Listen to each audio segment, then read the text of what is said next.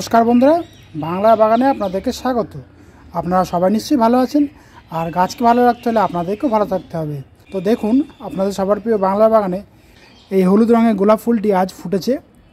দেখেছেন, মিষ্টি কালার, বেশ ডিপ ইয়েলো কালার একটা, দেখেন ভালোই লাগছে দেখতে। বেশ পাশেই দেখুন আরেকটি গোলাপ ফুল ফুটেছে, এটা বাই কালার।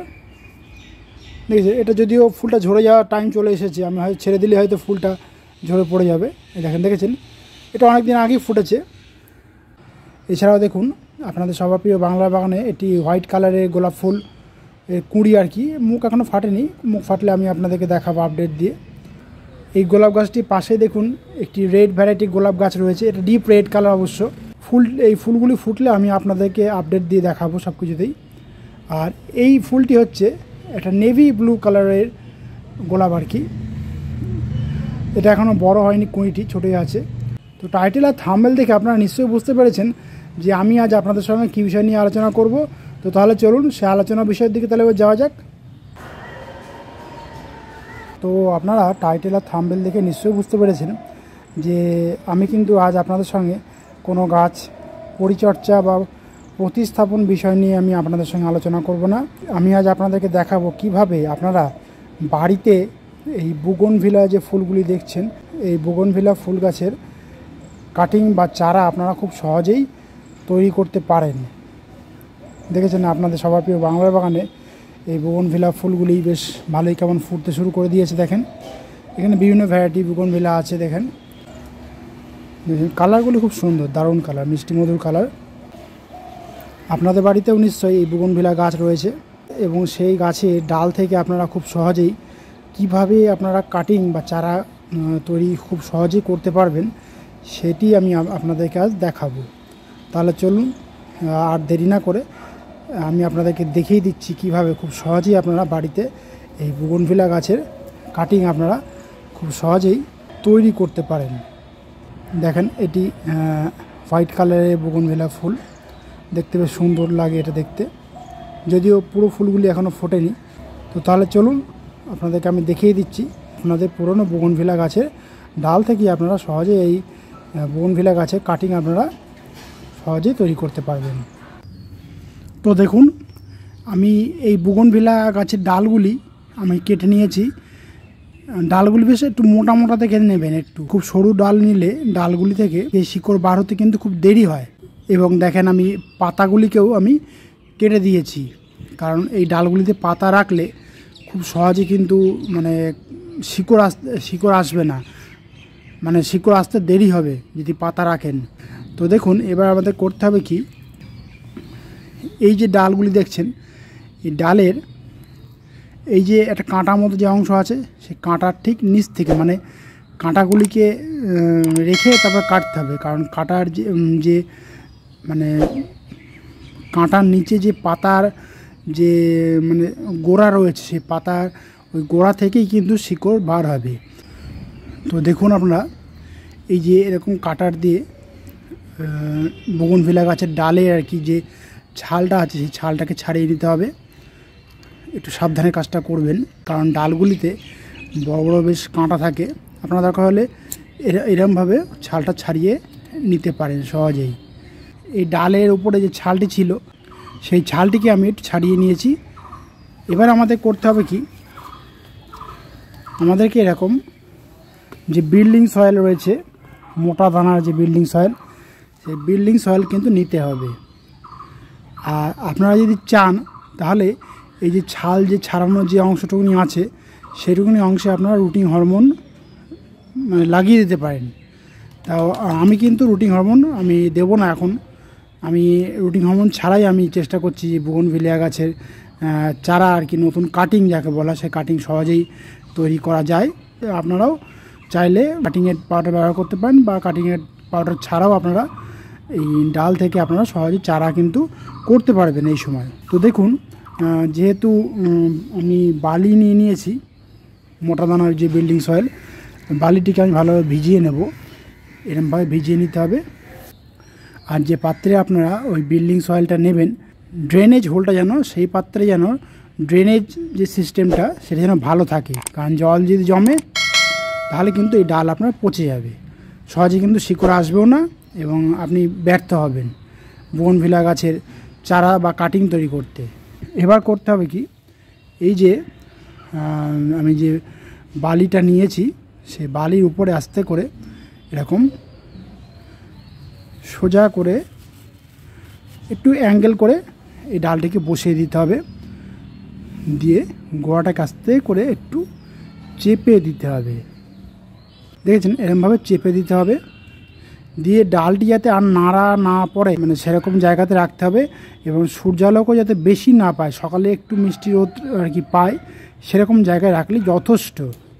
তাহলে দেখবেন খুব দ্রুত শিকড় আসবে এই ডালে আর কি। তো দেখুন আপনারা, আমি যে 5টি বোগনভিলা গাছের ডাল আমি নিয়েছিলাম সেই ডালগুলি কিন্তু বসানো হয়ে গেছে বালির মধ্যে।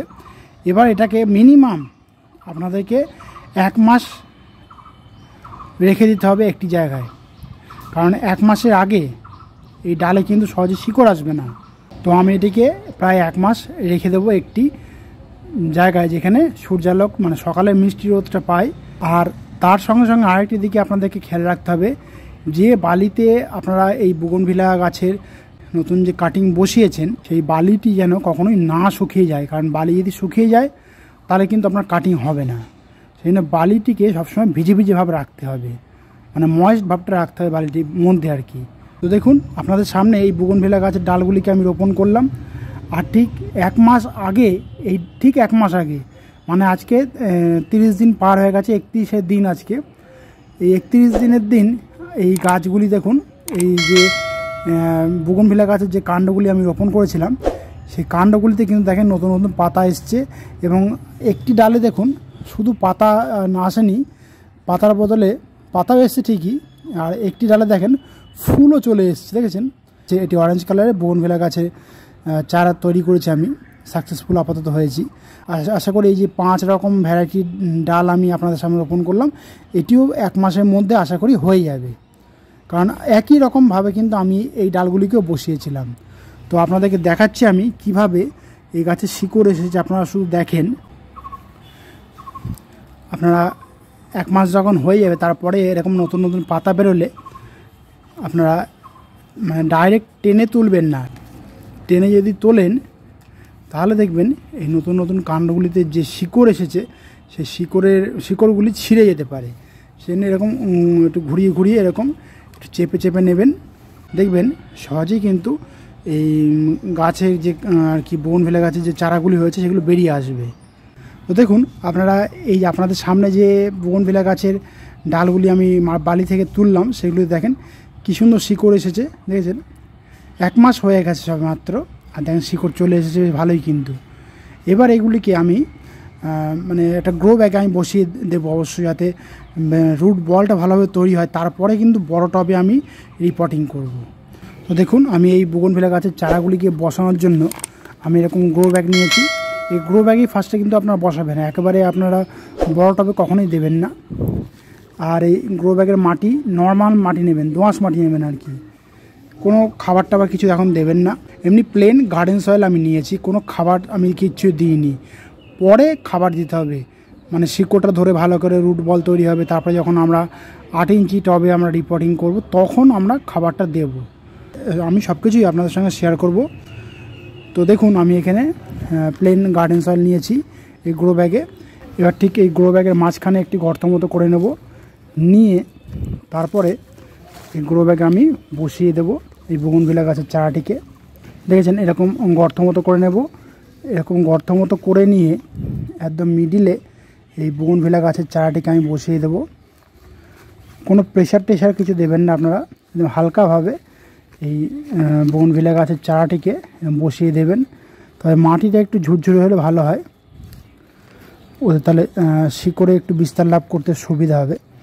এইভাবে বসিয়ে দেব, দিয়ে যেহেতু মাটিটি শুকনো রয়েছে একটু জল দিয়ে দিতে হবে আমাদেরকে, কারণ শুকনো মাটি রয়েছে গাছটা শিকড় ধরবে, তো সেই জন্য একটু মাটি ভিজে ভিজে রাখতে হবে। অর্থাৎ আমি বলতে চাইছি মানে আপনারা এই কাটিংটিকে যখনই প্রতিস্থাপন করবেন, প্রতিস্থাপন করার পরে যে মাটি দিয়ে আপনারা বসান না কেন আপনারা একটু জল দিয়ে দেবেন, তাহলে গাছটি যে মাটিতে বসিয়েছেন সে মাটি ধরতে ও সুবিধা হবে। আর গাছটিকে এইভাবে বসানোর পরে কোনো খাবার দাবার এখন কিচ্ছু দেবেন না, এখন থাকবে অন্তত মিনিমাম 1 থেকে 1.5 মাস এরকম প্লেন গার্ডেন সয়েলে থাকবে।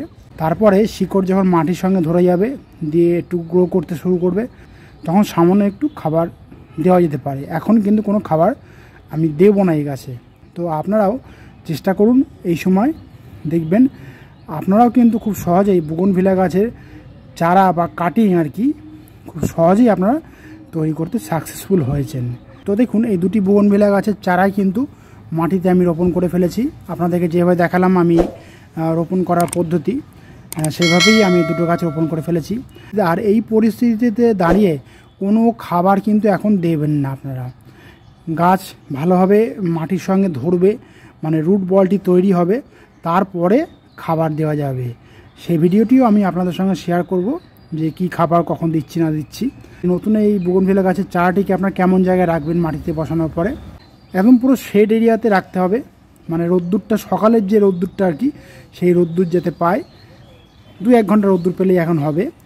আর সবসময় খেয়াল রাখতে হবে এই মাটি যেন কখনো শুকিয়ে না যায়, তাহলে কিন্তু এই গাছের মাটি ধরতে কিন্তু অনেক দেরি হবে। তো আশা করি আপনারা সব কিছুই নিশ্চয়ই ভালোভাবে বুঝতে পেরেছেন। আপনারাও কিন্তু চেষ্টা করুন এইভাবে বিভিন্ন কালারের বা বিভিন্ন ভ্যারাইটি বুগনভিলা গাছের চারা বা কাটিং খুব সহজেই তৈরি করার।